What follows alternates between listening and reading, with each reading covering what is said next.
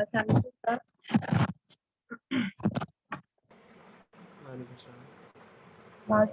अस्सलाम मैम। वालेकुम अस्सलाम। अच्छा, आज हमारे लेक्चर का, जिस तरह मैंने आपको बताया था असाइनमेंट का, नी का जिस तरह अल्ट्रासाउंड टेक्निक आप लोगों ने टेबल फॉर्म में मुझे बना के देनी थी, इसी तरह मैंने कहा था तीनों रीजन्स की बनानी है, एक नी की, रिस्ट की और तीसरी शोल्डर की। ठीक है, तो आज रिस्ट का अल्ट्रासाउंड टेक्निक है, तो वो आज कंप्लीट हो जाएगा, तो उसको भी आज ही बना लेना, फिर एक ही रह जाएगा शोल्डर। तो वो फिर शोल्डर की जो टेक्निक है वो फिर आप बना के तीनों को टेबुलर फॉर्म में मुझे जो है ना सबमिट करवा देना। ठीक है, आपके असाइनमेंट की जो मैंने इस तरह आपको बताया था। अच्छा, ये भी उसी तरह टेक्निक है अल्ट्रासाउंड की। हम लोगों ने पैथोलॉजीज और उसकी एनाटमी पढ़ ली थी कि what structures are found in our wrist joint. वही स्ट्रक्चर्स हम लोगों ने पैथोलॉजी में उसके पढ़े थे।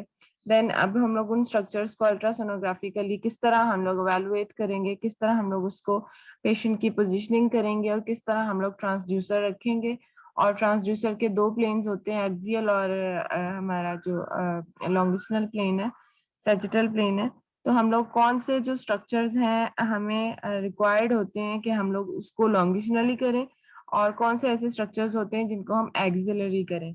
अच्छा, जिस तरह मैंने अभी आपको बताया था, जब हम लोग अपनी प्रोब को लॉन्गिट्यूडिनल रखते हैं जिसमें हमारे स्ट्रक्चर्स इलोंगेटेड नजर आते हैं पूरे, जिस तरह हम हेड टू टो उसको देख सकते हैं। ठीक है, उसके अंदर हमें स्ट्राइएशंस नजर आती हैं, लाइनें लंबी लंबी सी पूरी नजर आती हैं। उसको हम लोग अगर पूरे के पूरे टेंडन को, मसल को या लिगामेंट को हमने देखना हो तो हम लोग उसको पैनोरामिक इमेजिंग में भी देखते हैं। ठीक है, क्योंकि वो इलोंगेटेड होता है, लंबा होता है, और हम लोगों ने उसको रीजन से इंसर्शन तक पूरी कंप्लीटली देखना होता है। अच्छा, रिस्ट के अंदर हम लोगों को ज्यादातर जो स्कैनिंग है वो हमने एक्सियली ही करनी है। हम लोग रिस्ट जॉइंट के ऊपर ट्रांसवर्सली अपने प्रोब को रखेंगे और एक्सियल स्लाइसेस लेंगे और उसके ऊपर ट्रांसवर्सली हमने प्लेन लेने हैं। ठीक है, लेकिन समटाइम्स हम लोग ये सारी चीजें हम लोग मैं पहले ही बता रही हूँ, फिर हम लोग इसको रीड करेंगे, हमें समझ आ जाएगी सारी चीजों की। अच्छा, समटाइम्स हम लोगों को टेंडेंस का फंक्शंस देखना होता है, जिस तरह this is a dynamic imaging, तो मूवमेंट करवाते हुए हमने उस टेंडन को देखना है, उसका फंक्शन देखना है। ठीक, उसमें हम क्या करते हैं कि पेशेंट को पोजीशन यूं करते हैं कि जिस तरह हाथ को रखा, रिस्ट को जो है हम लोगों ने विजुलाइज करना है ना, उसको हमने किसी टेबल के ऊपर रखा। ठीक है, और या उस हाथ के नीचे कोई जो हमारी जेल बॉटल होती है या कोई भी बॉटल सपोर्ट के लिए, ताकि उसकी जो फिंगर्स हैं वो हवा में रहे, और इसकी पाम के नीचे जो है वो कोई भी सपोर्ट हम दे सकते हैं, कोई बॉटल रख दी। ठीक है, उससे क्या होगा कि हमारी फिंगर्स हवा में मतलब रहेंगी, उसके नीचे कोई सपोर्ट नहीं होनी चाहिए, सिर्फ पाम वाले एरिया। अब जब हम फिंगर्स को मूव करेंगे, थोड़ा सा एक्सटेंड करेंगे या फ्लेक्स करेंगे, उन एक्सटेंशन या फ्लेक्शन की वजह से आप खुद करके देखो कि आपके हवा में अगर हाथ हो, तो अगर आप अपनी फिंगर्स को एक्सटेंशन या फ्लेक्शन में मूव कर रहे हो तो आपके टेंडन्स मूव करते हैं। ठीक है, आपके जो टेंडन्स है वो मूव करेंगे, और हम लोग जो अल्ट्रासाउंड है तब हम लोग जो है इसमें लॉन्गिट्यूडिनली स्कैन तब करेंगे जब हम लोगों ने उसका फंक्शन देखना है। तो अगर वो कंप्लेन के साथ आया, उसको प्रॉब्लम है इन एक्सटेंशन या फ्लेक्शन, ठीक है, रिस्ट जॉइंट के ऊपर, देन हम लोग उसको इस तरह पोजीशन करते हुए उसकी मूवमेंट करेंगे। उसके अलावा हम लोगों ने जिस तरह डिफरेंट एरियाज पढ़े थे कि डॉर्सल साइड पे हमारे पास 6 कंपार्टमेंट्स होते हैं, starting from the radial and moving towards the ulnar. ठीक है, उस तरह ही हम लोग उसका स्कैन करेंगे कि हम लोग अब डॉर्सल साइड पे कंपार्टमेंट नंबर 1 रेडियल साइड पे होगा, प्रोब को वहां रखेंगे। सबसे पहले हमें पता है कि कंपार्टमेंट 1 में कौन से टेंडेंस होते हैं, देन हम कंपार्टमेंट 2, 3, 4 एंड देन इस तरह moving towards the ulnar side, dorsal side के सारे कंपार्टमेंट्स को देख लेंगे। ठीक हो गया। फिर हमारा एक्चुअल रिस्ट के अंदर देखने क्या क्या चीजें देखनी होती हैं, हमने पैथोलॉजीज में पढ़ा ही था, कुछ सॉफ्ट टिश्यूज होते हैं, कुछ ट्यूमर्स होते हैं डॉर्सल साइड के ऊपर हमें नजर आ रहे हैं। फिर हम लोगों ने कुछ बोनी, अगर कोई हमारे फ्रैक्चर्स हैं तो वो बोन के ऊपर उसकी डिसकंटिन्यूटी हमें ब्लैक कलर की लाइन नजर आएगी। देन हमारे पास और टेंडेंस का फंक्शन देखना होता है। इसके अलावा हमारे पास आर्टरी होती है, रेडियल आर्टरी, उसका फ्लो देखना होता है। देन हमारे पास यहाँ पे बड़ा इंपॉर्टेंट एक नर्व है, मीडियन नर्व, उसका कंप्रेशन हो जाता है जिसको कार्पल टनल सिंड्रोम कहते हैं। We will read it earlier. तो लेटर ऑन वो हम लोग उसके ऊपर पूरा मैंने एक लेक्चर बनाया हुआ है कार्पल टनल सिंड्रोम का। वो मीडियन नर्व कंप्रेशन की वजह से होता है, किस पॉपुलेशन में होता है और उसका क्या इफेक्ट होता है, ठीक है, वो हम पढ़ेंगे, ठीक है। और बस बताने का मकसद ये है कि हमारे रिस्ट के अंदर ये वाली नर्व इज इम्पोर्टेंट। तो हम लोग जब कार्पल टनल सिंड्रोम होता है तो मीडियन नर्व को कैसे देखते हैं। नर्व का मैंने फर्स्ट लेक्चर में आपको बताया था कि नर्व को विजुलाइज कैसे करते हैं, उसको हम लोग अल्ट्रासोनोग्राफी के लिए कैसे डिफ्रेंशिएट करते हैं फ्रॉम द वेसल्स, ठीक है। हम ट्रांसवर्सली जब देखते हैं तो कट सेक्शन में वो भी हमें राउंड स्ट्रक्चर नजर आता है और हमारे पास वेसल्स भी राउंड नजर आती हैं। अगर हम डॉपलर डालते हैं तो कंफर्म डॉपलर तो हमें फ्लो दिखाएगा वेसल में, और जो हमारा नर्व होगा उसके अंदर हम लोगों को हनीकॉम अपीयरेंस, छोटे छोटे व्हाइट डॉट्स नजर आएंगे, that will confirm that is a nerve, ठीक है। अच्छा, अब हम स्टार्ट करते हैं। ये सारी चीजें अब हम लोगों ने पढ़ ली, अब इसको सिर्फ रीड करें। अल्ट्रासाउंड में हमने पोजीशनिंग कैसे करनी है और कौन से एरिया को देखना है। अच्छा, ये हमारा कौन सा साइड था, ये हमारा फ्लेक्सर साइड था, पामर साइड था, जिसके ऊपर हमारे पास कार्पल टनल बना हुआ है। कार्पल टनल हम लोगों ने एनाटॉमी में भी पढ़ा था कि उसके अंदर फ्लेक्सर रेटिनाकुलम है, ऊपर ये नजर आ रहा है, और इसके अंदर हमारे पास जो फ्लेक्सर डिजिटोरम टेंडन सुपरफिशियल या प्रोफंडस हम लोगों को 1 2 3 4 5 6 7 8, ठीक है, ये हमारे पास टेंडन्स हो गए। देन हमारे मीडियन नर्व हो गई, ठीक, और रेडियल आर्टरी और जो अल्नर आर्टरी है वो हमारे फ्लेक्सर रेटिनाकुलम के बाहर वाली साइड पे होंगे। तो this is the flexor retinaculum, this is the carpal tunnel, and these are the structures that are passing through the carpal tunnel. ये बस आप लोगों ने एक कार्पल टनल को बहुत, रिस्ट के अंदर कार्पल टनल के स्ट्रक्चर्स याद करने हैं, डॉर्सल साइड पे 6 कंपार्टमेंट्स के स्ट्रक्चर्स याद करने हैं। ये जो 3 4 चीजें हैं यही इंपॉर्टेंट है जो याद करनी है। स्नफ बॉक्स याद करना है, ठीक है, उसकी बाउंड्रीज वगैरह। The standard ultrasound examination of the wrist begins with the evaluation of its dorsal aspect followed by the palmar one. हम स्टार्ट करेंगे डॉर्सल साइड से, पेशेंट की वही पोजीशनिंग करेंगे, हाथ उसको उसको चेयर पर बिठा देते हैं, काउच के ऊपर उसका हाथ रखते हैं, कंफर्टेबल पोजीशन होनी चाहिए, ठीक है, और उस टेबल के ऊपर उसका हाथ रखते हुए हम प्रोब उसकी डॉर्सल साइड पर रखेंगे starting from the first compartment. Depending on the specific clinical presentation, ultrasound images can be obtained in different positions, ठीक है, और हम पेशेंट को जो है उसको फ्लेक्शन, एक्सटेंशन, रेडियल डेविएशन या अल्नर डेविएशन या प्रोनेशन, सुपिनेशन, उसको हर मूवमेंट के ऊपर इसको इवैल्यूएट करेंगे, इसको देखेंगे हम लोग। उसकी पहले फ्लेक्शन करवा के उसको देखेंगे, एक्सटेंशन करवा के देखेंगे, ठीक है, सारे हम लोगों ने उसकी मूवमेंट्स करवा के और अल्ट्रासाउंड को हम लोगों ने देखना है।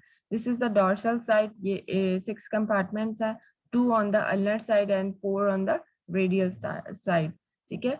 If we start seeing the compartments, we will start from the radial side, first compartment or on the radial side, ठीक है। तो हम लोगों ने प्रोब की साइड पे रखनी है, हमारा रेडियल साइड थंब साइड होता है ना, तो हम अगर अपना हाथ को रखें क्या कहते हैं प्रोनेशन में, उल्टा रखते हैं हाथ, तो डॉर्सल एस्पेक्ट के ऊपर हम लोग थंब वाली साइड पे सबसे पहले अपना प्रोब इस साइड पे रखेंगे to see the first compartment.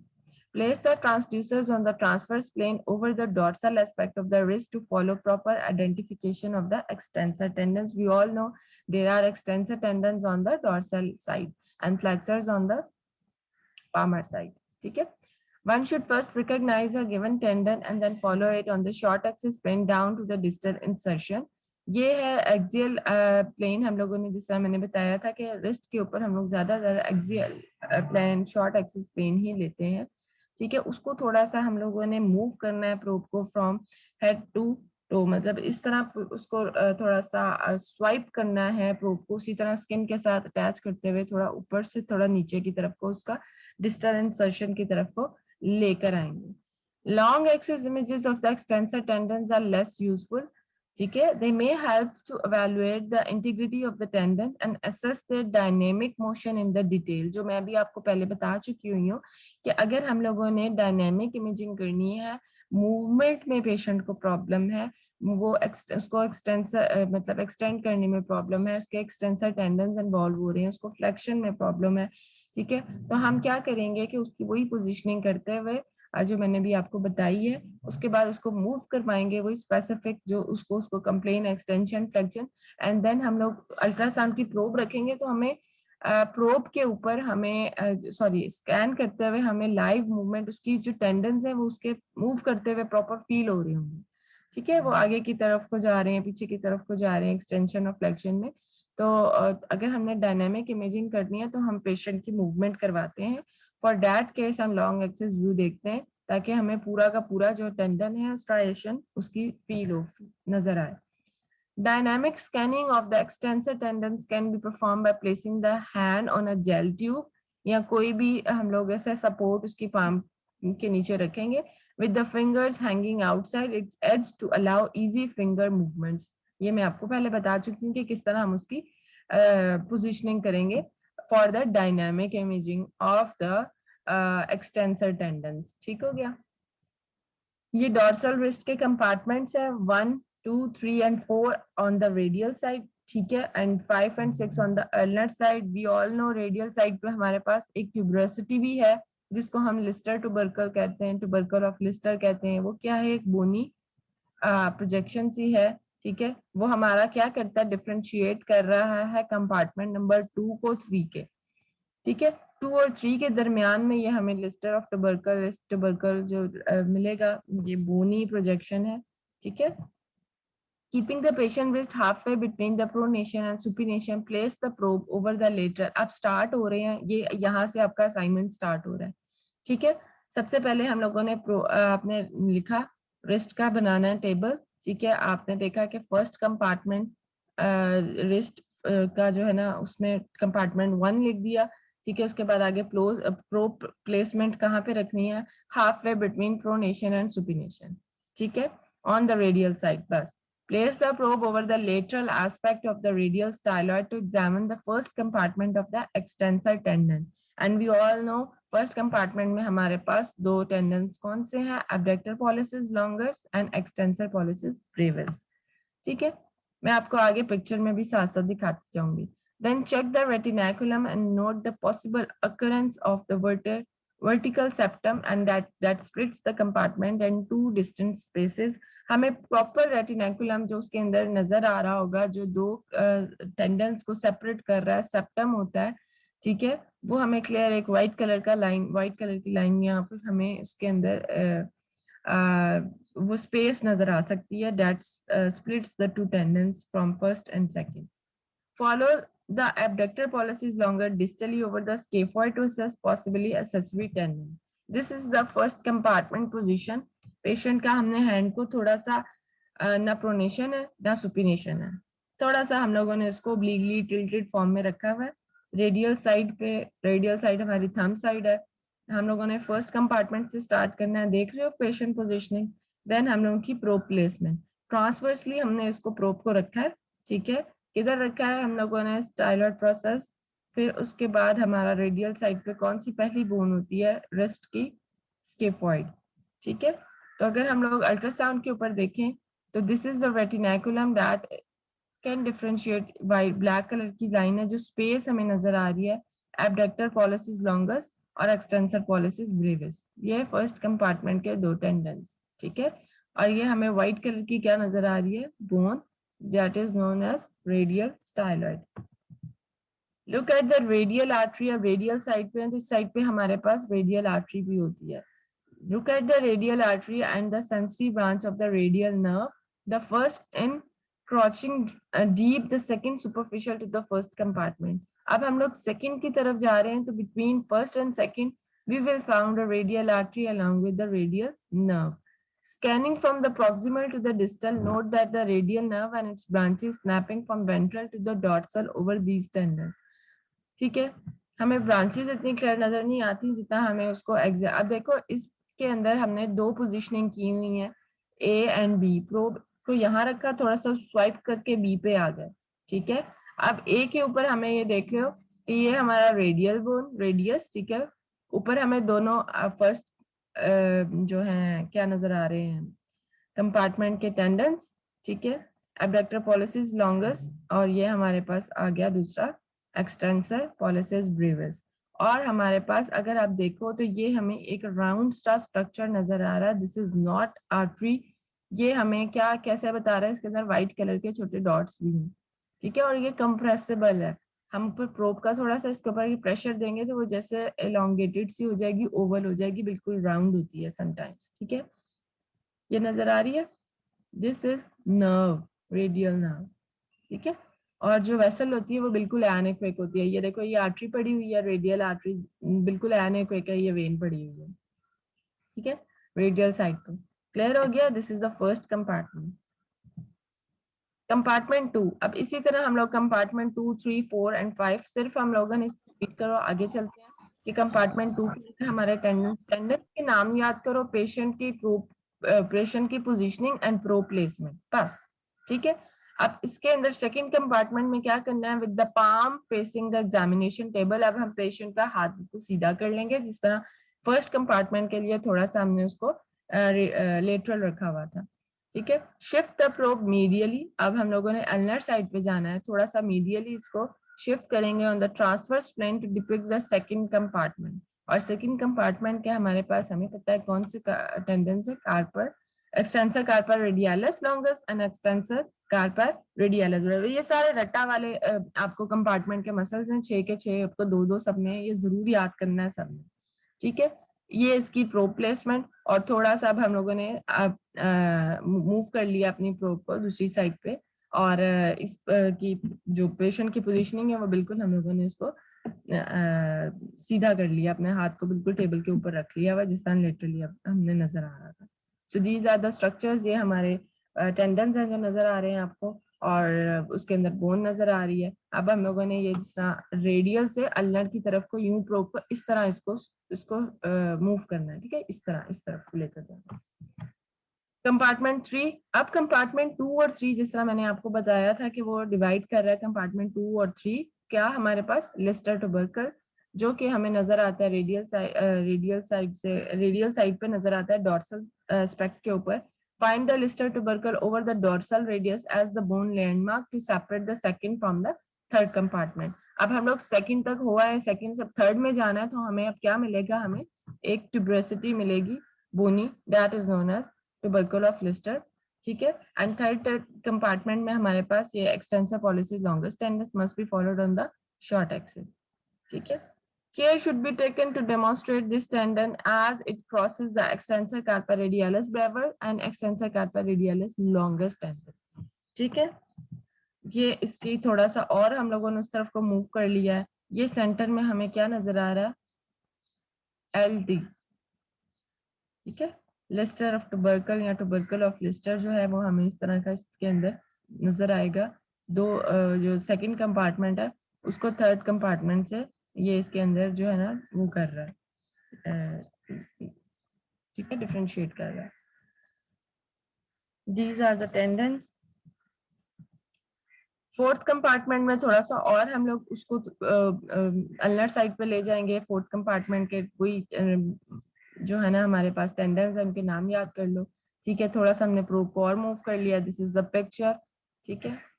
Fifth compartment में भी हम लोग क्या करेंगे, place the wrist in the slight radial deviation. अब इसके अंदर सिक्स कंपार्टमेंट लास्ट कंपार्टमेंट है, बिल्कुल अल्नर साइड पे है, तो इसको थोड़ा सा डेविएट करेंगे अल्नर रेडियल साइड पे। कैसे, अपना जो रिस्ट है उसको मतलब के रेडियल साइड पे, थंब वाली साइड पे थोड़ा सा अंदर की तरफ को हाथ को मूव करेंगे, that is known as the radial deviation. और हम लोगों ने अब अल्नर साइड पे बिल्कुल एंड में जो है ना प्रोब को रखना है to view the sixth compartment, जिसके एक्सटेंसर कार्पल अल्नारिस टेंडन है वो हमें नजर आएंगे उसके ऊपर। Look at the styloid process of the ulna and at the gap between the styloid and the radius filled the triangular fibrocartilage complex. This structure can be evaluated partially by means of transverse and oblique coronal images. ठीक है, उसके अंदर हम लोगों ने थोड़ा सा laterally रखा था, बिल्कुल फर्स्ट कंपार्टमेंट था। इसके अंदर भी हम थोड़ा सा पेशेंट के हाथ को जो है ऊपर की तरफ लेटरली थोड़ा सा मूव करेंगे इस तरह, ठीक है। और A and B probe placement को रखते हुए थोड़ा सा स्वाइप करेंगे और सिक्स कंपार्टमेंट को इस तरह हम लोगों ने देखना है, ठीक है। जब भी हम किसी भी जगह पे प्रोब रखते हैं हम लोगों को सिर्फ एग्जैक्टली उस जगह पे नहीं रखना होता, हम लोगों ने थोड़ा टिल्टिंग पोजीशन करनी होती है, थोड़ा सा स्वाइप करना होता है, राइट लेफ्ट मूव करना होता है। समटाइम्स हमें जो है ना कुछ टेंडेंस जो है वो मूव करके ढूंढने पड़ते हैं। ठीक है, कोई हर एक का स्ट्रक्चर एक जैसा नहीं होता, हर एक का ऑर्गन एक जैसा वहां पे नहीं पड़ा होगा। पेशेंट के जो बॉडी स्ट्रक्चर्स हैं वो थोड़े से डिफरेंट होते हैं। हम किडनी का स्कैन करेंगे, समटाइम्स हमें किडनी जो है वो पोस्टीरियरली नजर आ, बिल्कुल अब बैक पे अगर प्रोब रखेंगे तो उन पेशेंट में जो है वहाँ पे बहुत पतले पेशेंट हैं या बच्चे हैं, ठीक है, उनमें हम किडनी अगर स्कैन करनी हो तो वो बैक पे प्रोब रखते हुए फौरन हमें अच्छी क्लियर नजर आ सकती है। ओबीस पेशेंट में हमें थोड़ा सा मसला हो सकता है, ओबीस पेशेंट में हम लोग प्रोब की इस तरह डिफरेंट पोजिशनिंग करेंगे। इसी तरह हम लोग हर ऑर्गन को जब भी अल्ट्रासाउंड करेंगे उसका, तो हमने एग्जैक्टली जो प्रोटोकॉल्स बने हुए हैं कि इधर रखेंगे, लेकिन थोड़ा सा प्रोब को टिल्ट और हम लोगों ने स्वाइप जरूर करना है ताकि जो है हम अच्छा सा रिजल्ट बना। किसका माइक ऑन हुआ हुआ है?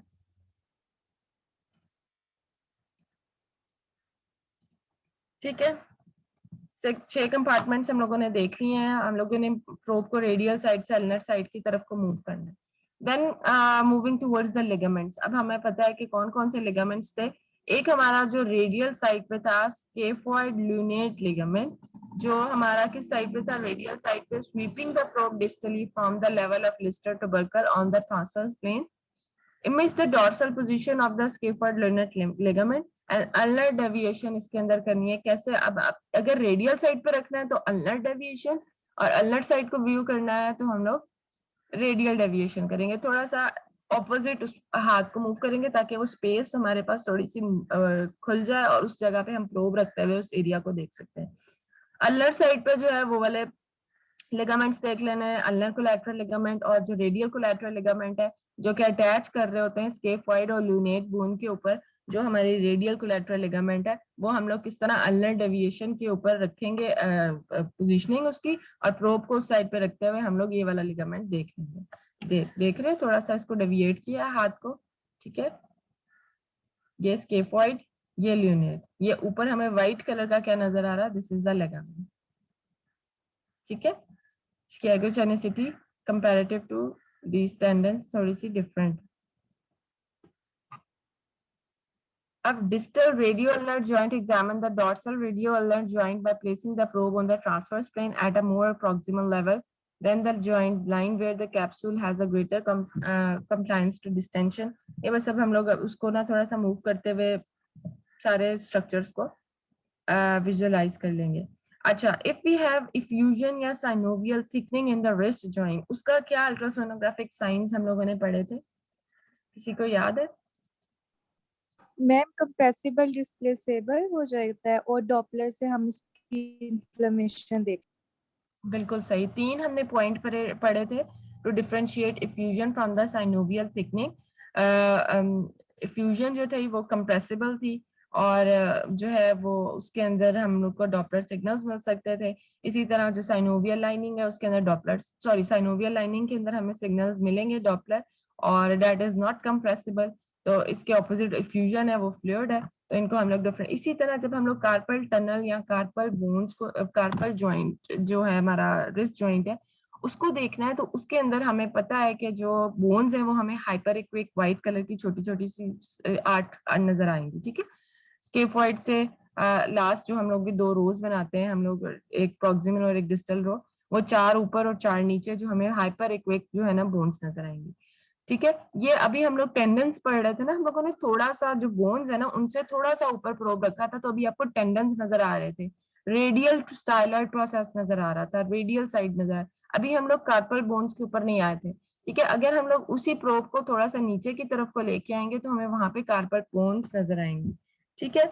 वहां पे उस एरिया में जो है हम लोग उसको डिफरेंशिएट कर सकते हैं कि this is the carpal bone, this is the effusion, this is the synovial lining. अब ये देखो इसके अंदर ये ट्रांसवर्स प्लेन नहीं है, ये लॉन्गिट्यूडिनल प्लेन है, सैजिटल व्यू है। इसके अंदर हम लोगों को कार्पल, मेटाकार्पल और आगे जो है ना ल्यूनेट और रेडियल जो हम हमें इस तरह लॉन्गिट्यूडिनली सारे जिस तरह नजर आ रही है ऊपर, ठीक है। सबसे आगे यहाँ अगर यहाँ से स्टार्ट करें तो अगर यहाँ से हम स्टार्ट करें तो रेडियल बोन, देन हमारे पास सेंटर में हम स्केफॉइड नहीं ल्यूनेट के ऊपर से गुजर रहे हैं, ठीक है। Radial, lunate, carpal bones and then metacarpal, radial, lunate, carpal bones, metacarpal bones, ठीक है।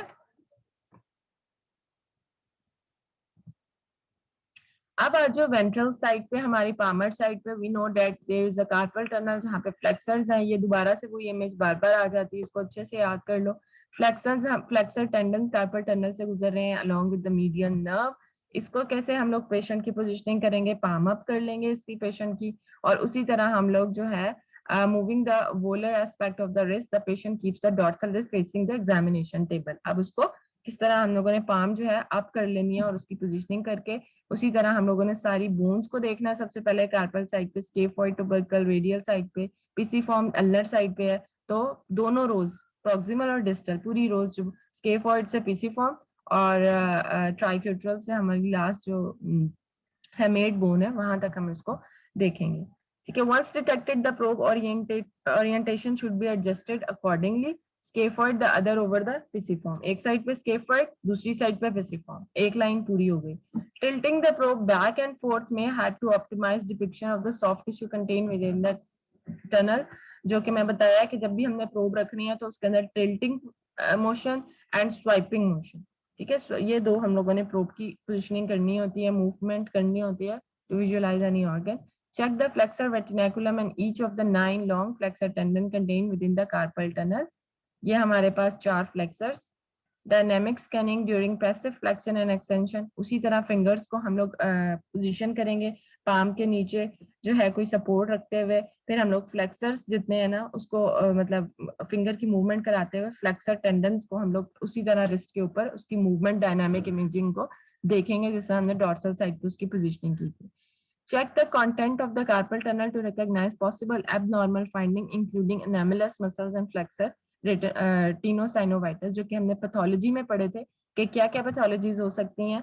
अब हम लोगों ने कार्पल टनल के ऊपर टीनोसाइनोवाइटिस एक हम लोगों ने इन्फ्लेमेशन पढ़ी थी, that was the inflammation of the synovial sheath of the tendons. यही पढ़ा था ना, नाम से बता रहा है। Itis is the inflammation, syno is the synovial sheath and teno is the tendons. ठीक है, inflammation of the synovial lining of the tendons, ठीक है, उसका इन्फ्लेमेशन हमें नजर आ सकता है in the carpal tunnel. Carpal tunnel की लाइनिंग्स जो है ना उसके अंदर हमें इस तरह के, अब क्या अल्ट्रासोनोग्राफिक साइन थे वही हम लोग कंप्रेस करेंगे उसको। ठीक है, फिर उसके बाद देखेंगे उसके अंदर फ्लूइड है या नहीं है। ठीक है, इन्फ्लेमेशन है तो फ्लूइड हो सकता है। देन हमारे पास डॉपलर स्कैन करेंगे तो हमें क्या मिलेगा, हाइपरवेस्कुलराइजेशन ड्यू टू द इन्फ्लेमेशन। ठीक, ये देखो हमें बोन्स नजर आ रही हैं इसके ऊपर। ठीक है, 1 2 3 4 5 6 7 8, ठीक है, दोनों रोज 1 2 3 और ये ऊपर हमारे पास टेंडन आ गए। ठीक है, ये ऊपर जो था ये वाली जो थे स्केफॉइड से पिसिफॉर्म तक और नीचे ट्राइकोट्रल से हैमियोइड तक। ठीक है, ये क्या है,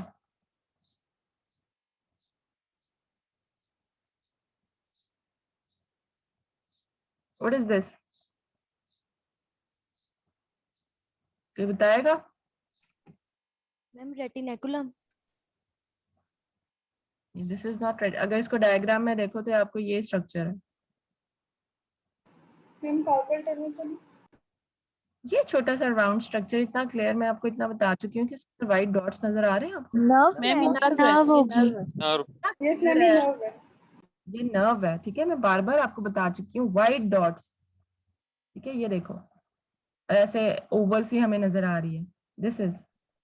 मैम अल्ट्रासाउंड वाली पिक्चर में इतनी डॉटेड अपीयरेंस नहीं है ना। अल्ट्रासाउंड में थोड़ी सी, Yes, इसलिए ma'am. मैं आपको बता रही हूँ, आपने अल्ट्रासाउंड के ऊपर हमें ड्यू टू द रेजोल्यूशन और प्रोब की जो है ना मशीन्स की, उसकी वजह से हमें अगर बहुत अच्छी रेजोल्यूशन होती है देन क्लियर हमें व्हाइट डॉट्स नजर आते हैं। ठीक है, अदरवाइज हमें कैसे डिफरेंशिएट करना है, ओवल होती है। अब इस तरह का स्ट्रक्चर हमारे पास या तो कोई वेसल हो सकती है या फिर हमारे और छोटा सा राउंड स्ट्रक्चर, और इस तरह का और कुछ ऐसा है नहीं। टेंडन्स बिल्कुल व्हाइट होते हैं या लिगामेंट्स जो आपने देखा है, लिगामेंट्स तो बिल्कुल ही व्हाइट होंगे, वो तो हमें बोन्स के साथ नजर आएंगे, बट टेंडन इनसे थोड़े से ना उसके अंदर इस तरह नहीं अपीयरेंस होती, वो व्हाइट स्ट्रक्चर ज्यादा होता है उसके अंदर। ठीक है, इसके अंदर थोड़ा ब्लैक ब्लैक ज्यादा होता है। इसको हम लोग आर्टरी या किसी वेसल के साथ जो है ना कंफ्यूज कर सकते हैं कि कोई वेसल हो सकती है, तो वो बिल्कुल एनेक्विक होगी। और अगर हम लोग उसमें कंफ्यूजन हो रही है समटाइम्स तो फिर हम लोग उसमें डॉपलर डाल देते हैं। लेकिन ये जो है ना इसके अंदर एनेक्विक स्ट्रक्चर और दूसरा वाइट स्ट्रक्चर दोनों ज्यादा होते हैं। ठीक है, देखो ब्लैक भी है तो ये ओवल हमें नजर आ रही है। अगर हम डायग्राम पे देखें तो ये हमें इस तरह, इस देखो इसके अंदर व्हाइट डॉट्स क्लियर नजर आ रहे हैं ना, यस ठीक है, मैम। छोटे छोटे व्हाइट। अब हमने सिर्फ प्रोब को थोड़ा सा ही मूव करने पे, जो मैंने अभी आपको क्या बताया था, कौन सा आर्टिफैक्ट होता है जो बहुत कॉमन होता है मस्कुलोस्केलेटल अल्ट्रासाउंड के अंदर? मैम एनिसोट्रॉपी, जब प्लेसमेंट Anisotropy. नहीं होती प्रॉपर। एनाइसोट्रोपी। अभी आपको पता चल रहा है कि एनाइसोट्रोपी और जो हम लोग प्रोब की मैंने बताया था कि जरा सा एंगल देने से जो है वो उसकी अपीयरेंस में फर्क आ जाता है, ठीक है। अब ये देख रहे हो इसके और इसके अंदर कितना फर्क आ गया, एक ही जगह का थोड़ा सा प्रोब को नीचे की तरफ मूव किया तो कितना फर्क आ गया, ठीक है। This is anisotropy. तो बहुत ज्यादा आर्टिफैक्ट जो है ना ये मस्कुलोस्केलेटल में हमें मिलता है, डिफरेंशिएट डिफरेंट एकोजेनिसिटीज। अच्छा, at the radial side of the carpal tunnel, check the flexor carpal radialis tendon that overlies the hyperequicortex of the scaphoid. Scaphoid के ऊपर से flexor carpal radialis tendon गुजर रहा होता है, and then हम उसको देखते हैं। ये हमारा कौन सा पार्मर साइड है। पेशेंट की पोजीशनिंग यूं करेंगे, प्रोब को इस जगह पे रखेंगे, ब्लू एरिया जो है, to visualize the carpal tunnel. यहाँ पे हमारे पास सारे फ्लेक्सर्स मिलेंगे, मीडियन नर्व गुजरेगी जो कि हमने पिक्चर में देखा है। Sweep the transducer up and down over the median nerve, जो कि दो इमेजेस मैंने दिखाए थे, ऊपर और नीचे थोड़ा सा उसको स्वाइप करेंगे। The median nerve should be systematically examine in its short axis from the distal radius through the palm, ठीक है। इसको नर्व को हमेशा हम शॉर्ट एक्सेस पे देखते हैं। अच्छा, एक पॉइंट मैंने आपको बताया था, शायद आप लोगों को याद हो, कि जब भी हम लोग नर्व को जो है वो ब्लॉक करते हैं, याद है नर्व ब्लॉक करते हैं, मैंने आपको बताया था कि अगर किसी एक स्पेसिफिक एरिया का हमने कोई सर्जरी करनी है या कुछ ऐसा, तो हम जो वो नर्व जिस एरिया को सप्लाई कर रही होती है तो उसको हम ब्लॉक कर देते हैं, ठीक है। वो हम लोग किस तरह करते थे कि क्या हम इंजेक्शन को, जो हमारा वो जो हम एनेस्थीसिया जो भी हम लोग यूज कर रहे हैं उसके लिए, ठीक है, वो हम लोगों क्या इंजेक्ट करते हैं नर्व में, किस तरह हम करते थे, मैंने बताया था। अगर किसी को याद हो तो वो रिवाइज करे। नर्व को ब्लॉक करने का क्या तरीका था? अल्ट्रासोनोग्राफी। मसल्स के साथ लगाते थे लीडर को। मसल्स के साथ लगाते थे? क्या लगाते थे? मैम मतलब नर्व के साथ साथ जो मसल आते थे उसमें। हाँ जी, हम उसमें इंजेक्ट नहीं करते थे ना नर्व के अंदर, हम जी। मसल नहीं करते थे, मसल से नहीं करो। नर्व नजर आ गई, ठीक है। अब हम लोगों ने क्या करना है, हमने नीडल को इंसर्ट करना है। अब अल्ट्रासोनोग्राफिकली हमें नीडल व्हाइट कलर की जाती हुई फील हो रही होगी, हमने थ्रू अल्ट्रासाउंड करना है ना, अल्ट्रासाउंड गाइडेड परफॉर्मेंस है ये। तो अल्ट्रासाउंड ऊपर हमने प्रोब रखी, साथ साथ स्क्रीन के ऊपर हमें नजर आ रही है नर्व, हमने देख ली कि हाँ ये नर्व है।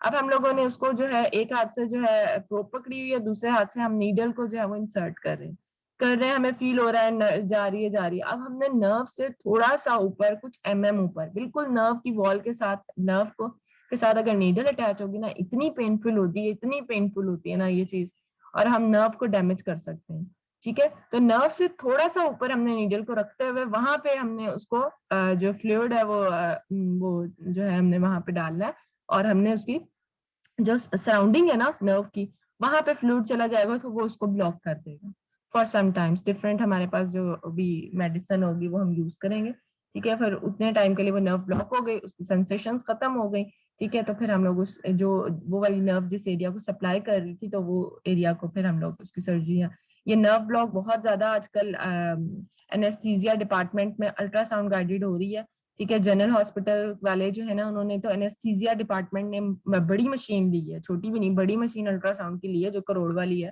ठीक है। नहीं तो ये तो रेडियोलॉजी वाले लेते होते हैं, और उन्होंने बड़ी मशीन सिर्फ इसी मकसद के लिए लिया कि हमें हाई रेजोल्यूशन मशीन चाहिए कि हम नर्व्स को अच्छे से देख सकें और हम लोग इनको नर्व ब्लॉक कर सकें, ठीक है। वो उन्होंने जो है शोल्डर के ऊपर या फिर हमारी जो सर्वाइकल है उसके अंदर, फिर उसके बाद उन्होंने जितनी भी मोटी नर्व्स है ना, फिर आजकल आपको पता ही है कि ज्यादातर सर्जरीज जो हो रही हैं वो नर्व ब्लॉक पे हो रही है, नर्व्स को जो है वो ब्लॉक कर देते हैं, और फिर हम उस स्पेसिफिक एरिया, पूरा जनरल एनेस्थीसिया नहीं दे रहे हैं, ठीक है। तो एनेस्थीसिया वालों ने, अगर कहीं किसी का जनरल हॉस्पिटल में जाना हुआ तो जरूर देख के आना, वहाँ पे डॉक्टर सप्तान होंगे, उनको रेफरेंस दे देना, मेरा बता देना कि हम इस आरफा के स्टूडेंट्स हैं तो हम देखना चाह रहे हैं कि यहाँ पे नर्व ब्लॉक कैसे हो रही है, या फिर वहाँ पे, ठीक है, वहाँ पे भी उन्होंने लिया हुआ है। फिर शालीमार हॉस्पिटल में उधर डॉक्टर हैं, फीमेल डॉक्टर हैं, वो नर्व ब्लॉक पे बहुत ज्यादा काम कर रही हैं, ठीक है। तो अगर किसी का इंटरेस्ट हुआ तो जरूर देखा करो, हॉस्पिटल में कभी जाना हुआ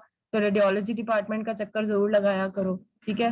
तो ये नर्व के लिए मैं वैसे बता रही हूँ, नर्व ब्लॉक आजकल बहुत ज्यादा इन हुआ हुआ है, ठीक है। तो ये लोग अल्ट्रासाउंड गाइडेड ट्रेनिंग्स हो रही हैं हर हॉस्पिटल में, तो वो अनकरीब जो है बहुत ज्यादा जो अल्ट्रासाउंड गाइडेड नर्व ब्लॉक होंगी, जनरल एनेस्थीसिया फिर कम ही देंगे, ठीक है। तो नर्व ब्लॉक का तरीका, फिर उसके बाद अल्नर नर्व, ठीक है। फिर उसके बाद क्या हम लोगों ने सारी बोन्स, बस यही पोजीशनिंग इसकी करनी थी। ये बस आप टेबल बना लेना और उसकी पोजीशनिंग देख लेना from ulnar to ulnar side पे, ये अल्नर आर्टरी आ गई है, अल्नर आर्टरी और पिसिफॉर्म बोन जस्ट, ठीक है। ये आप इसको टेबल बना के इसकी टेक्निक देख लेना। अच्छा, मैं बता रही थी आपको उसका, ठीक है, जनरल हॉस्पिटल में जाना होगा उधर जरूर आप लोग चक्कर लगाना। एनेस्थीसिया डिपार्टमेंट नया पीछे बना है, नई बिल्डिंग है उसकी, ठीक है। ऊपर मिल लेना उनसे, डॉक्टर सप्तान होंगे और वो वहाँ के एचओडी हैं, ठीक है। अगर वो अलाउ करते हैं तो जरूर देखा करो। और कहीं किसी भी हॉस्पिटल में जाओ, क्या हो जाएगा, ज्यादा से ज्यादा वो मना कर देंगे ना, कोशिश जरूर किया करो। जब भी हॉस्पिटल में चक्कर लगा करे, कोई नई चीजें देखा करो, उनसे कहा करो सर, किसी से भी रिक्वेस्ट कर लो, मैं रेडियोलॉजी का स्टूडेंट हूँ और मुझे प्लीज अलाउ कर दे, मैं एक प्रोसीजर देख सकूं, मैं सिर्फ पीछे खड़ा होकर कोई प्रोसीजर देखना चाहता हूँ, मुझे प्लीज अलाउ कर दे, ठीक है। कुछ भी नहीं, आप देखा करो चीजें हो क्या रही हैं, आप देखो कि उसके अंदर वो किस तरह की टेक्निक्स यूज कर रहे हैं, आप देखो कि उसके अंदर वो कौन कौन से नई नई टेक्नोलॉजीज आ गई हैं अल्ट्रासाउंड के अंदर या इमेजिंग के अंदर, ठीक है। अल्ट्रासाउंड तो चलो एक वो तो होता रहता है, स्कैन एक नॉर्मल कर रहे हैं, ये वो बड़ी मोडेलिटीज, कभी पीआईसी जाना हुआ, एंजियोग्राफी करने जाओ। एंजियोग्राफी हम सीखने जाते थे, मुझे इतना शौक होता था, तो मैं उनको कहती थी, साथ ही उनका रूम होता था स्टंट्स जहाँ पे डालते हैं, पेस मेकर्स डालते हैं ना हार्ट में, उधर भी घुस जाती थी, हालांकि हमारी फील्ड नहीं है पेस मेकर प्लेसमेंट और वहां पे भी।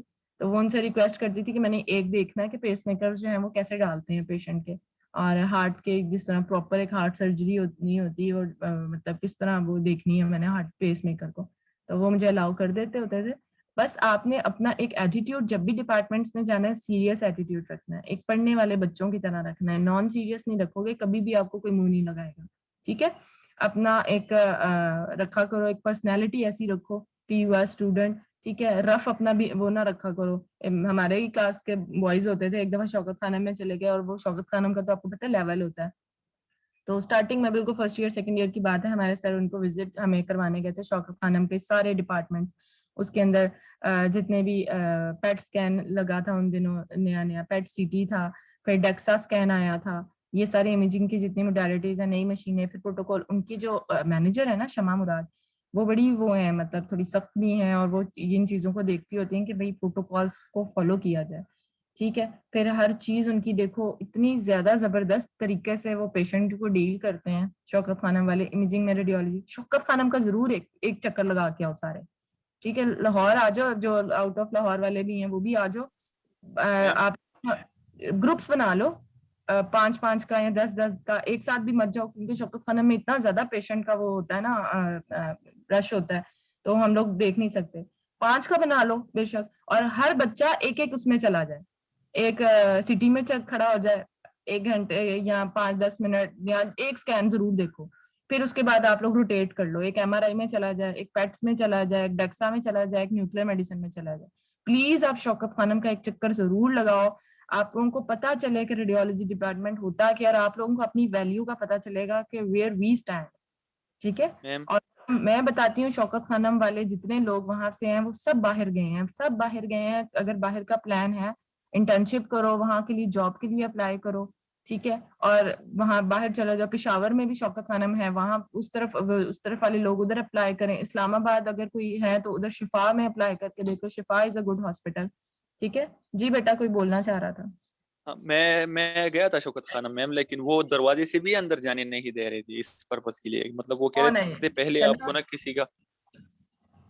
यही तो बात है ना, वो एक लेवल है हाँ उनका, मैं कह रही हूँ कोई किसी का एचआर में चाहो, और ये ना हाँ, गर्मियों में शिफ्ट रखते होते थे, अभी शायद कोविड की वजह से शायद उन्होंने और स्ट्रिक्ट किए हैं अपने। बहुत रिस्ट्रिक्टेड किया हुआ है उन्होंने, अपने बंदों को भी रिस्ट्रिक्टेड किया हुआ है बाहर की अब तो। अब देखो, नॉर्मली उनका इतना ज्यादा उस तरह होता था, तो कोविड में तो मेरा तो नहीं अभी जाना हुआ वैसे, कोविड में तो ऑब्वियसली उन्होंने और ज्यादा स्ट्रिक्ट किया होना है।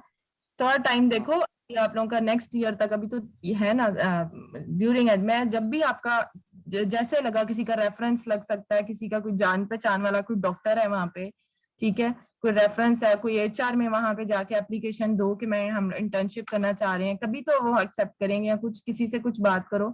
अगर वहां पे आप लोगों का हो गया ना, मैं खुद भी कोशिश करूंगी इंशाल्लाह। लेकिन पता मसला क्या है, हमारे टाइम पे हम लोग बच्चे बहुत कम होते थे, 20 सीट्स होती थी, हम लोग तो उतने ही बच्चे 20 को भी अब आधे में डिवाइड करके 2 दिन में सर ले जाते होते थे, ठीक है, सिर्फ जो है ना बच्चे ही उतने, इनका एडमिशन ही उतना ही देते थे।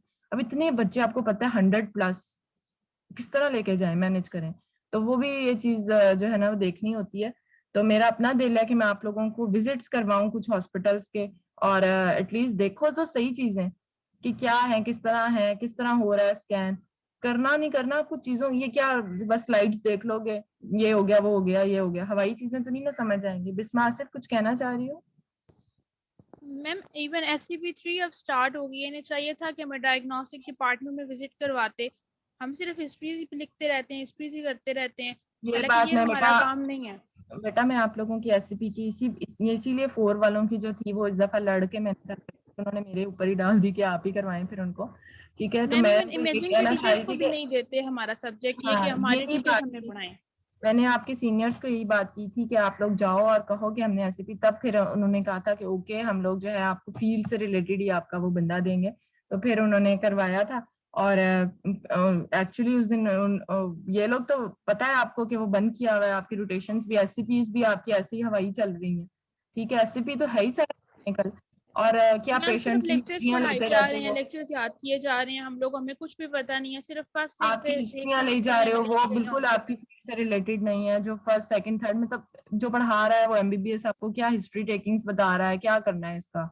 आप रेडियोलॉजी वाले हो, क्लिनिकल कुछ नहीं बताया मैंने आपको उनका, बल्कि कहा था कि आपकी SCP की बुक्स ही चेंज कर दें, नई बुक्स बनाएं जो कि रेडियोलॉजी से रिलेटेड ही हो, ठीक है। उसके ऊपर भी मैं अब रेडियोलॉजी के 2 बंदे और भी इस तरह हायर हुए, और मैं पहले अकेली होती थी तो ये मसले काफी आए थे, अब आए हैं। मैं डॉक्टर उज़मा से भी बात करूंगी कि आपकी SCP की बुक्स भी 3 और 4 की एटलीस्ट जो है ना वो डेडिकेटेड करते हैं रेडियोलॉजी से, ताकि मैम आप काइंडली हमारे लिए भी बात करें, क्योंकि मैम अभी 3rd हमारी SCP है, इस पर 4th हो जानी है और हमारी डिग्री कंप्लीट हो जानी है, और हमने कुछ भी नहीं, SCP में हमने क्या सीखा है, कुछ भी नहीं सीखा। यही मैं कर चुकी। 4 तो आपकी हो गई है ना, वो तो मैंने करवा दी है, वो तो डेडिकेटेड आपकी फील्ड से मैम रिलेटेड है, काइंडली हमारी भी करवाएं ताकि हमें भी कुछ समझ आए, हम ठीक है। डायग्नोस्टिक डिपार्टमेंट और में कुछ इसके अलावा करें।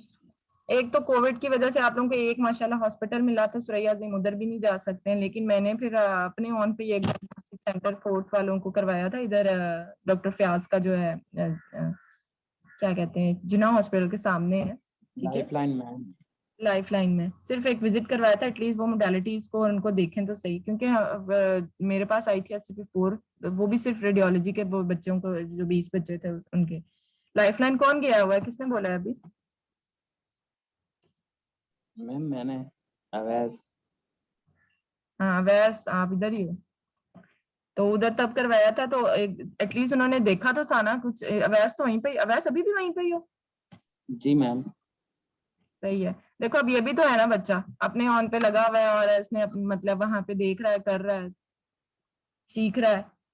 इसको किसी ने वो तो नहीं कहा कि ना कि ये भी रेफरेंस पे ही अपने डॉक्टर्स के साथ या किसी डॉक्टर के साथ रेफरेंसेस बनाओ, उनके क्लिनिक्स में चले जाओ, ठीक है, डायग्नोस्टिक सेंटर्स में चले जाओ, इतने डायग्नोस्टिक सेंटर हैं।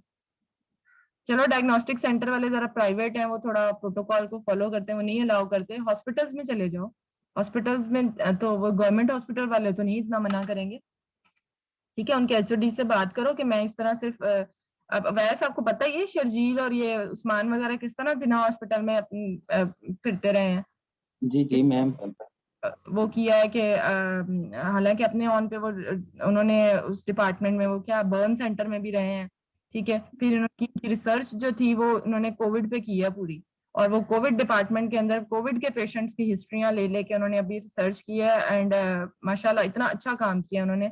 खुश होता है दिल के जो है ना इस तरह के बच्चे हैं जो वाकई सीखने के लिए जो है वो इन चीजों को मैटर नहीं करता उनका कि भाई हमें जाने नहीं दे रहे या फिर एरिया ऐसा है हम नहीं करेंगे।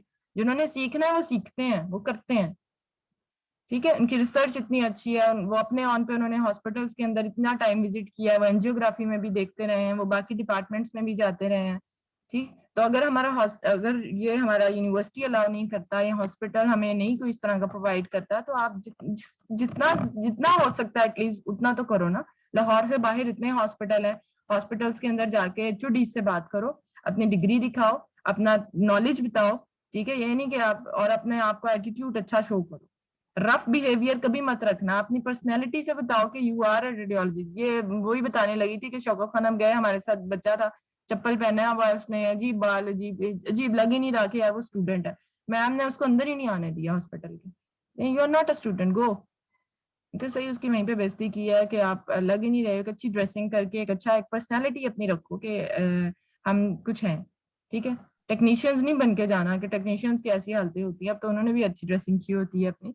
तो बस अपने आप को वहां पे बताओ कि नॉलेज अच्छी शो करो, आई मीन ब्लंडर्स ना मारते रहो, ठीक है। नहीं आता चुप हो जाओ, ब्लंडर्स ना मारना, ठीक है, कि आपको बेसिक चीजें ही नहीं पता, ठीक। मुझे मेरे स्टूडेंट्स ने बड़ी बेइज्जती की हुई है। मैं जिन डॉक्टर से एक HOD थे डॉक्टर महफूज, उनसे अल्ट्रासाउंड मैंने थोड़ी बहुत सीखी थी अपने स्टूडेंट लाइफ में, ठीक है। उनके पास मैंने अपने कुछ स्टूडेंट्स भेजे थे एंड दे वर लाइक हमें सब कुछ आता है, हमें मिस भेज दें। और सर ने उनसे सिर्फ ये पूछा कि बताओ व्हाट इज अल्ट्रासाउंड, अल्ट्रासाउंड को डिफाइन करो, ठीक है। और उन्होंने वही आंसर इतना गलत दिया कि मुझे इतना शर्मिंदगी इन्होंने फील करवाई ना, कि बाद में सर मुझे कह रहे थे कि बेटा ये आपके स्टूडेंट्स हैं और आपको तो हम जो है ना, क्या बच्चे आपके अब इस तरह अल्ट्रासाउंड की डेफिनेशन ही नहीं उन्हें पता, फील्ड में जाके बेइज्जती करवाते हैं फिर के भाई उनको शायद कोई पढ़ा ही नहीं रहा सही से, ठीक है। तो एटलीस्ट थोड़ा नॉलेज इतना रखो कि आप फील्ड में जाने वाले हो। जो मैं बुक्स बताती हूँ वो साथ रखा करो, पॉकेट बुक्स हैं, फौरन खोलो और उसको देख लिया करो कि समटाइम्स नहीं समझ आती पेशेंट पोजीशनिंग या कुछ इंडिकेशन या कुछ, पॉकेट्स बुक साथ रखो, पॉकेट्स बुक सारी खरीदो। चैपमैन एक ले लो, प्रोसीजर की बुक है, ठीक है, पोजीशनिंग की बुक है एक, ठीक है, पोजीशनिंग वाली ले लो, हमेशा बुक्स साथ रखो अपने वो, ठीक है। तो जब भी जिस डिपार्टमेंट में जाओ पॉकेट बुक खोलो, उसकी छोटी छोटी सी बुक्स हैं वो साथ रखो, खोलो, फौरन बनाओ, ठीक है।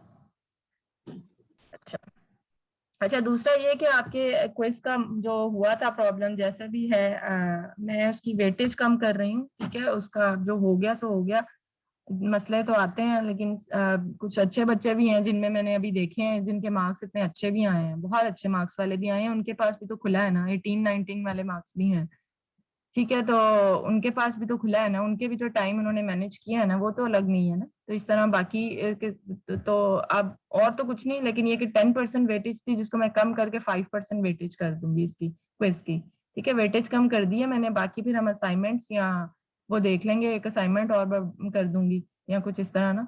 तो लेकिन क्विज की जो है ना वेटेज मैंने कम कर दी, बाकी क्लास को भी मैं बता दूंगी जो जो मैंने पढ़ाए हैं उनको भी यही मसले रहे हैं। लेकिन कुछ बच्चे बीच में मैंने उनके मार्क्स देखे हैं 19-20, मतलब उनके इतने अच्छे मार्क्स कैसे आ गए कि हमारे पास खुला ही नहीं, हमारे पास खुला ही नहीं। फिर आपका नेट का इशू हो सकता है, उनका नेट का इशू क्यों मतलब नहीं हुआ, उनके पास क्यों, या उन्होंने टाइम कैसे मैनेज किया अपना, ठीक है। तो इस तरह जो है वो मसले हुए हैं थोड़े से बच्चों के साथ। तो उसको हम क्या कह सकते हैं, अब है प्रॉब्लम तो है, नेट का सबके पास प्रॉब्लम है या, ठीक है। तो आगे अब हम लोग असाइनमेंट्स या उनके ऊपर देखेंगे। आज आप लोगों का MRI का भी है ना क्विज? यस जी मैम। 12:30 12:30 बजे? 12:30। 12:30 कितना टाइम दिया मैम ने? मैम 10 मिनट्स, कितने MCQs हैं? 10 MCQs है मैम। 10 पहले MCQ। मैम ने 8 मिनट्स दिए थे, अब बच्चों ने करवाया है ज्यादा मैम से कह के। हाँ, वो कल मेरे पास ही बैठी हुई थी कि बच्चे कह रहे हैं, तो मैंने कहा कर दो यार, बहुत मसले आने क्योंकि मसले आए हैं। वो कहेंगे पहले वो कह ही नहीं रही थी, कहती हैं कि नहीं जो है उनका यूनिवर्सिटी का, मैं तो उसके अकॉर्डिंगली चलूंगी। मैंने कहा एक्चुअली हो तो जाएगा, बाद में जो मसले होते हैं ना वो फिर सर पकड़ के बैठ जाओगे। तो जो हो गया तो हो गया, मैं तो अपनी परसेंटेज कम कर रही हूँ, 5% अब क्विज है, जो हो गया उसके मार्क्स तो उतने लग जाएंगे, बहुत अच्छे वाले मार्क्स भी थे जो हैं। अब आगे असाइनमेंट्स या मैं वो बता दूंगी आपको कि असाइनमेंट, अब ये समझ आ गई है कि अब आपने इसको रेस्ट को भी उसी टेबल में, एक टेबल उसका बन गया, दूसरा रेस्ट का, तीसरा शोल्डर का, ठीक है। ये बना लो, फिर हम लोग कोई और देखते हैं आगे क्या असेसमेंट करनी है आपकी, ठीक है। कोई क्वेश्चन? ये वाली असाइनमेंट की कितनी वेटेज होगी? 10%, पहले 5 थी, अब मैं इसको 10 कर दूंगी, ठीक है। लंबी असाइनमेंट है थोड़ी यस अच्छी, मैम। तो जो है ना इसको मैं 10 कर दूंगी।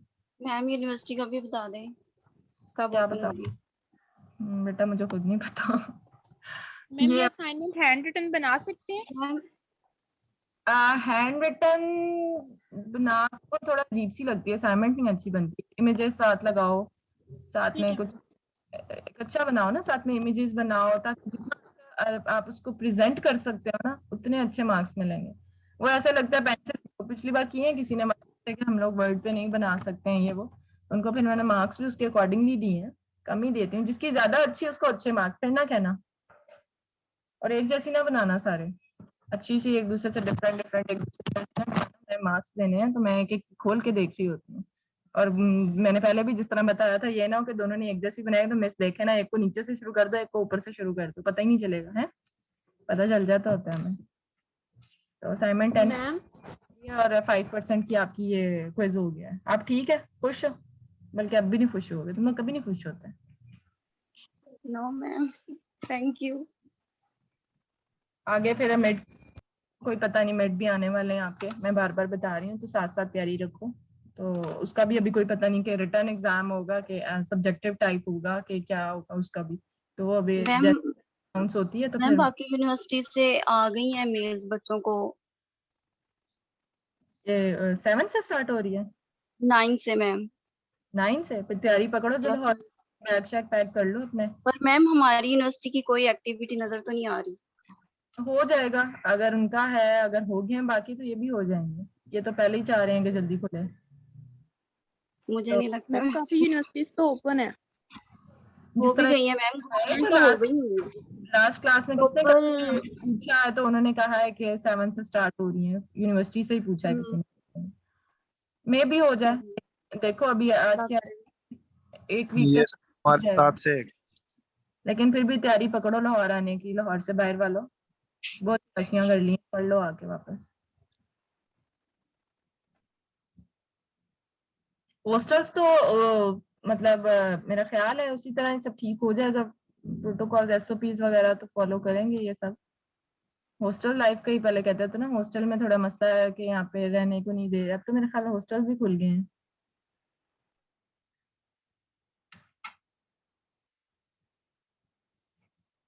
अल्लाह करे मिड से पहले पहले खुल जाए, ताकि आपके मिड जो है ना वो ऑन कैंपस हो। Yes ma'am. और फिर बाकी वो खुल जाएंगे तो फिर हम लोग अपना प्रैक्टिकल की तरफ भी आए, कुछ देखें अल्ट्रासाउंड का भी। और वैसे तो मैंने आप लोगों से प्रॉमिस किया था, नहीं खुलती अगर यूनिवर्सिटी पूरा सेमेस्टर में, तो मैं आप लोगों को आफ्टर सेमेस्टर जैसे ही हमारे लेक्चर्स कंप्लीट होते हैं तो बैचेस में बुलाऊंगी। 10-10 स्टूडेंट, एक दिन मंडे को बुला लिए, 10 ट्यूसडे को बुला लिए। तो जो है ना इस तरह थोड़े थोड़े बच्चों को बुला के जो है ना अल्ट्रासाउंड करवाना था मैंने। तो वो आप टेंशन ना लो, अगर खुलती है तब भी, नहीं खुलती तब भी आपको इस दफा प्रैक्टिकल थोड़ा करवाऊंगी अल्ट्रासाउंड। क्या है, प्रोब जरूर पकड़नी सिखानी है आपको, स्कैन करना सिखाना है, इमेजेस कैसे नजर आते हैं, नेबोलॉजीज को कैसे यूज करना है, वो चीजें आपको थोड़ी सी जरूर बतानी है। ठीक है, फिर मैम अल्लाह करे सब कुछ नॉर्मल हो जाए तो किसी हॉस्पिटल का कोशिश करूंगी कि विजिट रखवाऊँ आप लोगों का। नहीं होता तो फिर एटलीस्ट कोई एक हम सेमिनार रखवाते हैं यूनिवर्सिटी के अंदर, आप लोग सब इस पे मेरे साथ पार्टिसिपेट करना है। मैंने एक दफा पहले स्टार्टिंग में अल्ट्रासाउंड की करवाई थी, तो कोई अच्छा सा रेडियोलॉजी डे करते हैं ताकि यूनिवर्सिटी में भी पता चला यू आर समथिंग। सारे फिजियो वाले ही कुछ ना कुछ करते रहते हैं, तो सब मिलके स्टूडेंट्स, अच्छे एक्टिव स्टूडेंट्स मेरे साथ अपना नाम दें मुझे, और फिर हम इसके ऊपर एक 3 days का कोई करते हैं।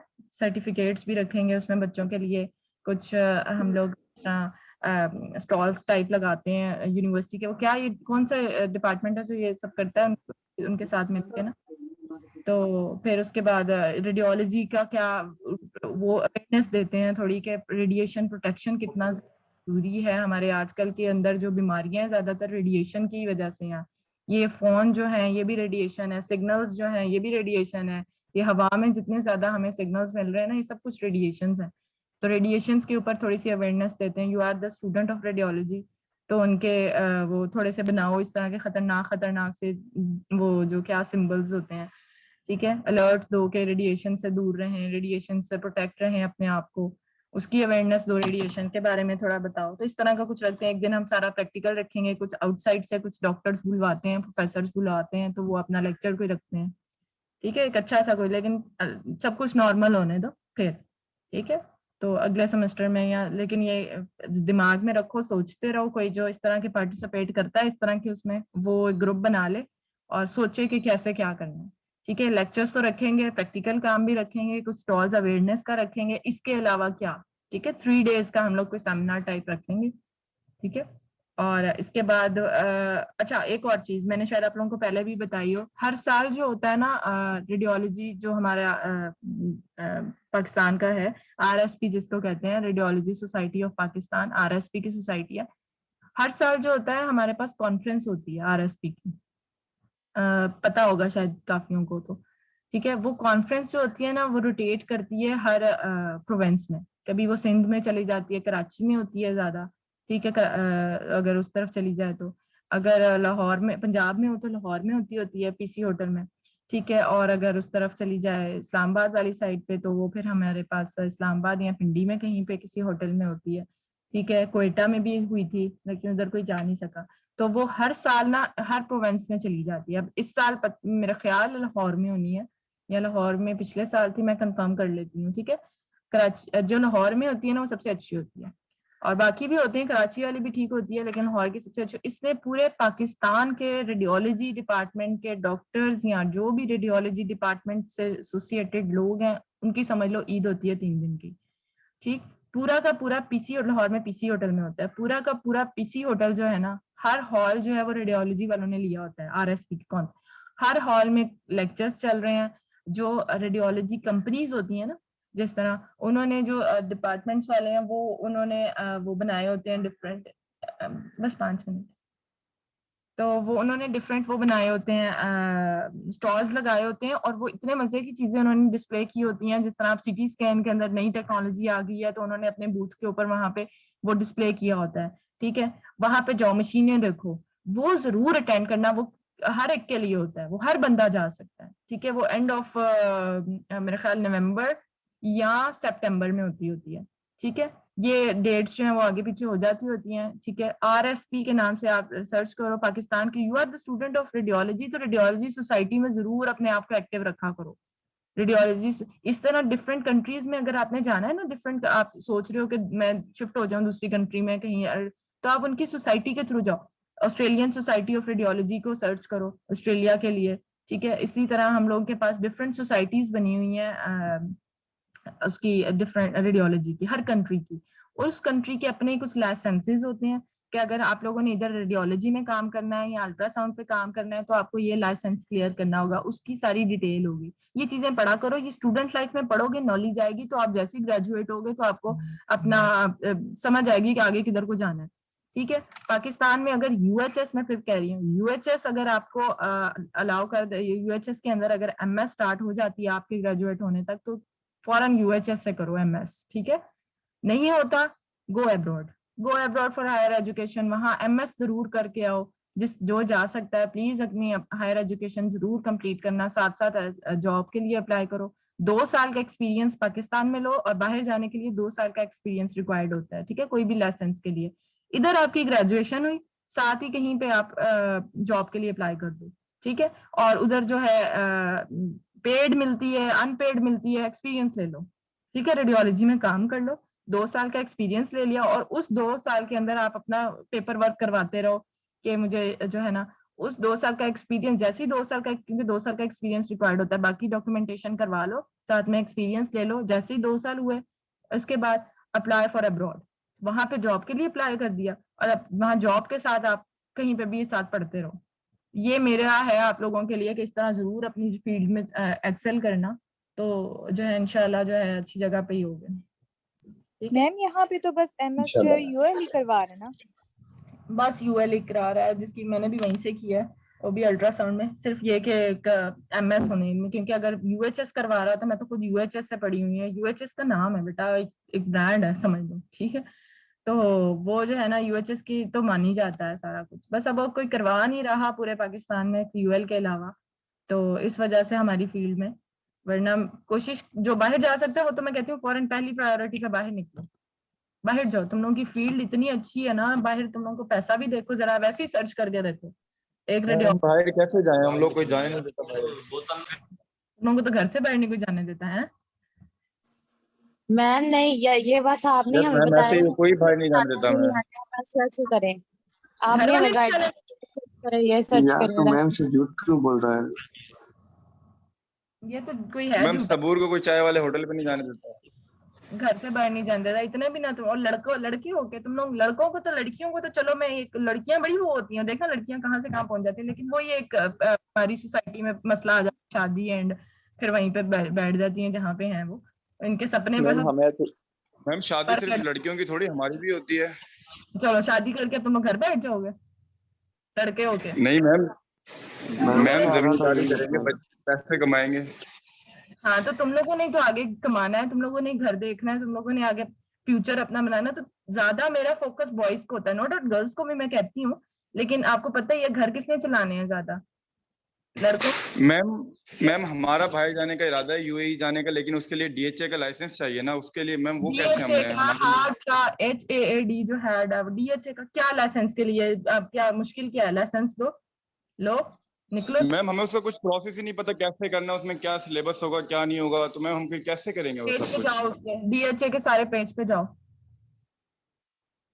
ठीक है। बाकी प्रोसेस मैं आप लोगों को बताऊंगी, ठीक है, आप साथ साथ उसकी तैयारी अगर, और लड़कियों के लिए भी गल्फ में अगर कोई निकलना चाहे, उनकी बहुत ज्यादा वहाँ पे जॉब्स हैं, खासतौर पर अल्ट्रासाउंड और मेमो के लिए। आपको पता है गल्फ में जो है वो किसी मेल को तो हाथ भी नहीं लगाने देते अल्ट्रासाउंड के लिए, ठीक है।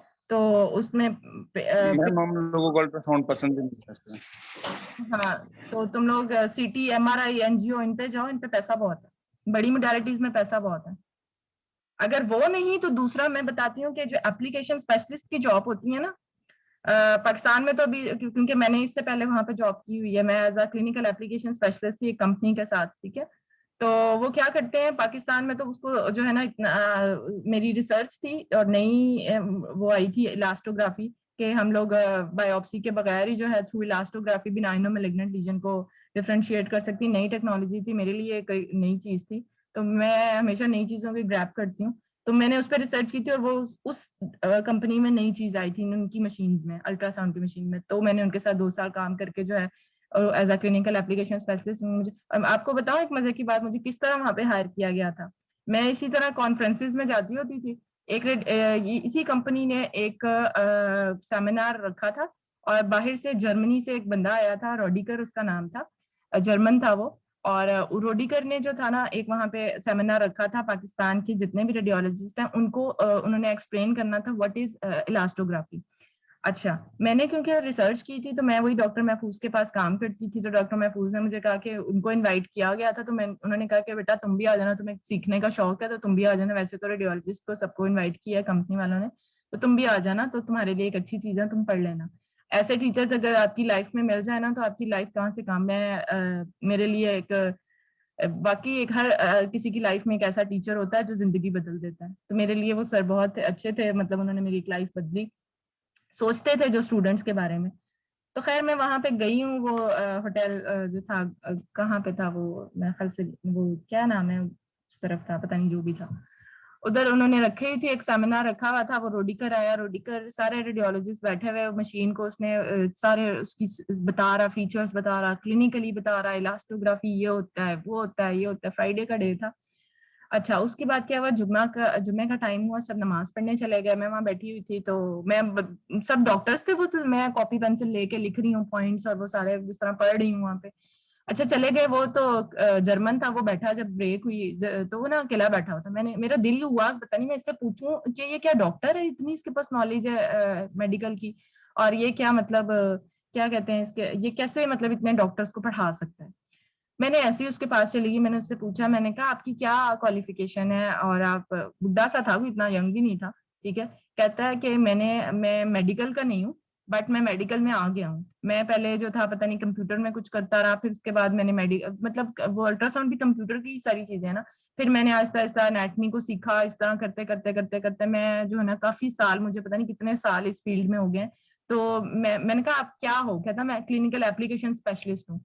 एक मुझे वो ऐसे दिल को लगा, मैंने कहा क्या नाम है वाकई, कितनी अच्छी चीज लगती है क्लिनिकल एप्लीकेशन स्पेशलिस्ट। तो अल्ट्रासाउंड की वो हर मोडालिटी की होती है, आप उसमें भी जा सकते हो, डिफरेंट कंपनीज के। पाकिस्तान में तो एक्चुअली फिर उन्होंने फिर उसी वक्त कहा, वो मुझसे कुछ पूछने लगे, उसने मुझसे क्वेश्चंस पूछे कुछ इस तरह, और मेरा इंटरेस्ट देखा, उसने उसी वक्त ब्रेक खत्म हुई, और उस कंपनी के ऑनर को फौरन बोला कि मैंने I haven't seen any documents, और मैंने छोटा सा एक इंटरव्यू किया, hire her as a clinical application specialist. तो पाकिस्तान में इस तरह ये वो, तो खैर फिर मैंने 2 साल उनके साथ काम किया, लेकिन पाकिस्तान में उस तरह उस लेवल पे क्लिनिकल एप्लीकेशन स्पेशलिस्ट को नहीं लेके जाते। मैं तो लड़की थी तो थोड़ा वो हुआ, लड़के अगर वहां पे जाते हैं तो उनको सेल साइड पे ले जाते हैं कि भाई आपने डॉक्टर्स को वो देनी तो है, अपनी चीजों के फीचर्स के बारे में तो बताना है, लेकिन वो एक तरह नहीं होता सेल्स टाइप करना कि अपनी चीजें बताना कि भाई डॉक्टर्स ये मशीन से इम्प्रेस हो जाए और वो ले। लेकिन ऑल ओवर द वर्ल्ड जो है ना एप्लीकेशन स्पेशलिस्ट, फिर जो एकोकार्डियोग्राफी के लिए चाइना से, जापान से सॉरी, एक लड़की आती थी, मायोमी उसका नाम था, उसके साथ भी मेरी बड़ी अच्छी वो हो गई थी। वो हर दूसरे महीने उसने पाकिस्तान आना ट्रेनिंग देने एको की, वो एको की डेडिकेटेड थी। ठीक है, इस तरह हर मोडेलिटी के एप्लीकेशन स्पेशलिस्ट हैं। बॉयज आज जाके नेट पे जरा सर्च करें application clinical application specialist of MRI, इनकी जरा सैलरीज देखना, लाखों में होनी है। ठीक है, तो आप किसी कंपनी के साथ बाहर चले जाओ, अब्रॉड में किसी उस पर अप्लाई करो, ठीक है, फिर पहले किसी हॉस्पिटल में जॉब करो। तो ये सारे दरवाजे हैं आप लोगों की फील्ड के, क्या आगे आप लोग जा सकते हो। मैं बताऊं ये फील्ड बहुत अच्छी है, अपनी फील्ड से प्यार करो, फील्ड आपसे प्यार करेगी। ठीक है, तो इंशाल्लाह फिर आहिस्ता आहिस्ता इसमें मैं और आप लोगों को गाइड करती रहूंगी। लाइसेंसेस के बारे में भी कुछ चीजें बताऊंगी कि कैसे आप लोगों ने अप्लाई करना है अगर गल्फ की तरफ जाने का प्लान है। और अगर अल्ट्रासाउंड में आगे कुछ करना है ना, तो ARDMS का लाइसेंस जरूर क्लियर कर लेना। वो पाकिस्तान में बैठ के तैयारी करवाते हैं उसकी, एग्जाम शायद इंडिया में भी होता है, टर्की में भी होता है, एग्जाम वहां जाके दिया ना। और ARDMS का लाइसेंस वो है कि आप पूरे वर्ल्ड में आपको एक लाइसेंस मिल जाता है, पूरे वर्ल्ड में कहीं पे भी बैठ के आप अल्ट्रासाउंड कर सकते हो if you have the license of ARDMS, American radiology of क्या था इसका एब्रीविएशन, पता नहीं, जो भी है देख लो, डायग्नोस्टिक और registry of diagnostic medical sonography. Medical sonography, तो वो एक अल्ट्रासोनोग्राफी का एक लाइसेंस है। ARDMS बड़ा मशहूर है, उसके लिए अगर किसी ने अप्लाई करना है तो वो करो, ARDMS दे लो, अल्ट्रासाउंड का है वो सिर्फ। तो इस तरह के लाइसेंसेस के बारे में थोड़ा सा नॉलेज रखा करो। तो और जिसने पाकिस्तान में रहना है, कुछ नहीं करना, सिर्फ डिग्री लेनी है और कहना है कि मिस हमारे नंबर कम आ गए हैं, आपने इस स्लाइड से नहीं दिया, दूसरी स्लाइड से दिया, तो वो फिर हो गया कामयाब मेरे लिए। ठीक है, इधर उधर की भी नॉलेज रखो। मैम ARDMS के लिए कैसे डिग्री का मुकम्मल हो गया उसके बाद हम अप्लाई करेंगे, मतलब टेस्ट की तैयारी करेंगे? हाँ, वो सारी अल्ट्रासाउंड की होती है और पाकिस्तान में डिफरेंट करवा रहे हैं ये UL वाले, या इन्होंने अपना सेंटर बनाया हुआ है अल्ट्रासाउंड। उससे बेहतर है कि आप खुद तैयारी कर लो, बस चीजें बताओ कि कौन कौन सी बुक्स हैं। ARDMS 2 उसमें कर सकते हैं। फिजिक्स तो कंपलसरी सब्जेक्ट लेना होता है जो अल्ट्रासाउंड की फिजिक्स है, और उसके साथ या तो आप गायनी ऑप्स में ले लो या एब्डोमेन में ले लो। अगर ज्यादा लेने हैं तो ज्यादा सब्जेक्ट्स भी उठा सकते हो। ठीक है, वो डेडिकेटेड हो जाता है। तो एब्डोमिनल अल्ट्रासोनोग्राफी या ऑब्स अल्ट्रासाउंड, ठीक है, साथ फिजिक्स एक कंपलसरी होता है कि आपने फिजिक्स जरूर लेनी है 2 सब्जेक्ट्स में। ठीक, तो वो थोड़ी सी नॉलेज आप नेट पे भी बैठ के देखो, आप लोगों को इन चीजों का आइडिया होगा। तो अभी आप लोगों का कौन सा ईयर है, 3rd ईयर है? मैम लास्ट ईयर है, इसके बाद लास्ट सेमेस्टर का ही। बस एक सेमेस्टर रह गया आप लोगों को? जी मैम। Yes ma'am. फिर तो एक्टिव हो जाओ तुम लोग फील्ड के लिए। चलो इंशाल्लाह फिर ना ये जरा लेक्चर्स भी खत्म होते हैं तो कुछ लेक्चर्स में इस तरह के भी रखूंगी कि आपके लिए ना कुछ काउंसलिंग हो, उसके लिए आपकी फील्ड से रिलेटेड हो, आगे का क्या फ्यूचर के लिए क्या मैं आपको कुछ बताऊं, जितना मैं गाइड कर सकती हूँ। फिर आगे आप लोगों के ऊपर है किस कौन क्या करना चाहता है, गाइड मैं करूंगी और कुछ वेज बताऊंगी, कुछ उसके ऊपर हम लोग 1-2 लेक्चर्स रखेंगे आप लोगों के लिए, ताकि आप लोग जैसे ही यहाँ आखिरी सेमेस्टर में रखेंगे, ठीक है, उस कॉन्फ्रेंस में भी रखेंगे कि ताकि जो आने वाले बच्चे हैं उनको भी थोड़ा नॉलेज हो कि वो क्या किस फील्ड में आ गए हैं। ठीक है, ये मैम सीनियर कुछ बच्चे कह रहे थे कि लेक्चर मामा पापा के लिए भी रखें, कि वो जो बच्चे मिलेंगे बाहर जाने के लिए वो हमें जाने थे बाहर है, कुछ लेक्चर मम्मा पापा के लिए रख लो। अच्छा, उनको मैंने कहा शायद